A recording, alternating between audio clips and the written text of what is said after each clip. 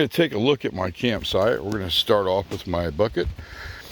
It's a multiple use. You can put water in there for washing and bathing. The cool thing about it, it is waterproof with the seal. It has the spin-off lid. Well, it also makes it airtight. And with this nice little rim on the top of it, and you put a trash bag in, it makes a pretty decent potty. Let's put it that way.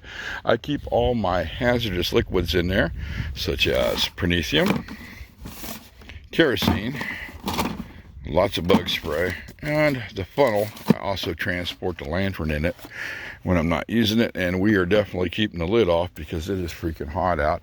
The shelter of choice, because of the high winds here in Kansas and the pop-up severe thunderstorms, I went with the Polish Labu because it holds up great. It's basically a teepee and the wind blows right around it. And I rode out many severe thunderstorms in her and it hasn't leaked and it hasn't failed me.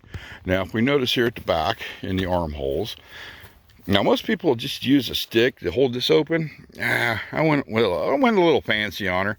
I got a piece of PVC, kind of put a little groove in there, and that's what I use to hold the armholes open. Now I'm going to answer, well, I'm going to put my opinion on the arm flaps. A lot of people will put the arm flaps that are right about there on the outside.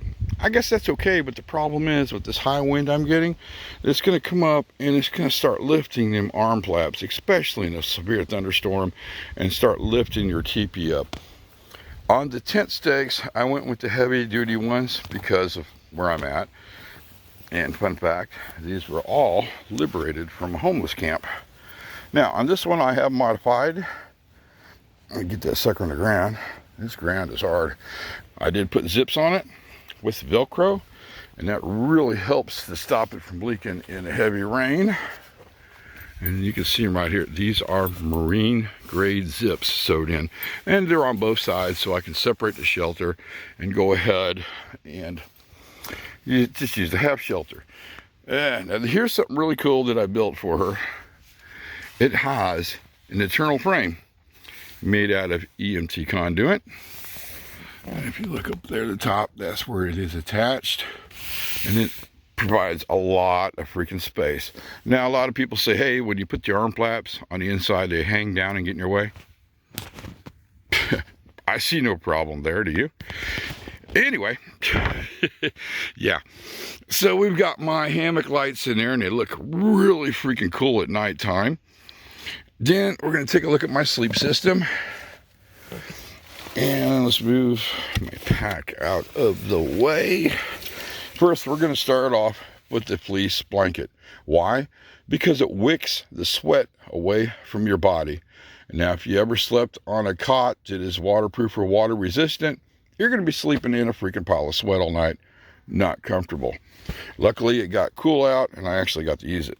I went with a down pillow that probably needs to be washed.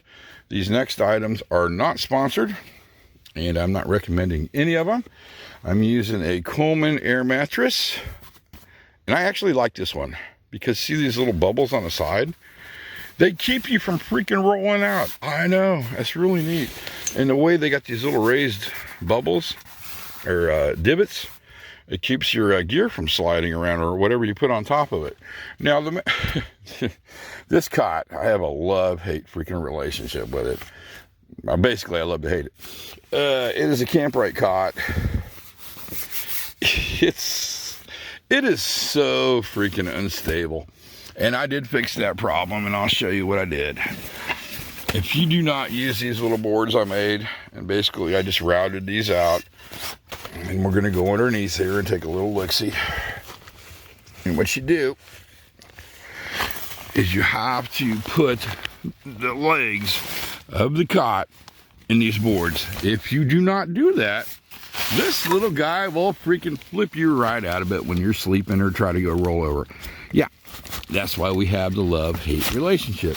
But the cool thing, let's get that put in place there. Extreme close-up. Is you can modify the cot. So, for instance, last night I was noticing my feet were a little uphill. And all I did to fix that problem is I put a couple of supports underneath, put the top piece on it, and the legs in there. I got an elevated head, slept freaking great. Next, you're gonna ask, do you have a bug net? Yes, I do. It is in this little guy right here, and it does cover the entire labu. I didn't use it last night because it was so windy. Mosquitoes didn't find me. Of course, you do have the occasional moths get in here. Now, to keep from frying yourself while you're in here during the heat, I've got a 2-speed adjustable fan. I've had this sucker a long freaking time, and it's not bad on batteries. It takes the D size, and I haven't changed them in at least 2.5 outings. So that's pretty freaking good using it, well, what, maybe 6-7 hours at night. And then we got my EDC over here on the side. We'll zoom over here. We got the pack. Keep that little guy in the tent. Here we got a little table, and I got my shirt on top of it because the sun was hitting it, so I didn't want the glare. And then here on the bottom, I just got a blue tarp, traced it out. Boom. We got a floor pan, tongue twister. And I do leave the sides open so the air comes up underneath and cycles through. Let's go over here. And we got disco lights. Turn off. There we go. Right. Over here we got the clothesline, and we're drying a towel out. A lantern stand I liberated from tack. This is pretty cool here. Now I've got this, come on, lantern hanging up in the tree. And the first purpose is obviously to provide light for the campsite at night. The second one is it puts out carbon monoxide, and it hides my personal carbon monoxide from the mosquitoes.